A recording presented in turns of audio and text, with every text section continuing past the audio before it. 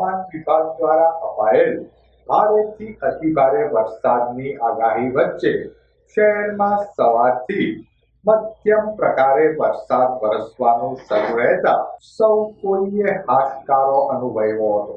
હવામાન વિભાગ દ્વારા ભાવનગર જિલ્લા માટે ભારેથી અતિભારે વરસાદની આગાહી કરવામાં આવી હતી. આગાહીને પગલે તંત્ર સાબદું બનતા શાળા કોલેજોમાં રજા જાહેર કરી દેવાઈ હતી. આજે સવારથી શહેરમાં મધ્યમ પ્રકારે વરસાદ વરસવાનું શરૂ રહ્યું હતું. સતત વરસી રહેલા વરસાદને પગલે જનજીવન અસ્તવ્યસ્ત થઈ જવા પામ્યું હતું. મધ્યમ પ્રકારે વરસાદ વરસવાનું શરૂ રહેતા તંત્ર વાહકો સહિત સૌ કોઈએ હાશકારો અનુભવ્યો હતો. સતત વરસી રહેલા વરસાદને પગલે વાતાવરણમાં ઠંડક પ્રસરી વળી હતી.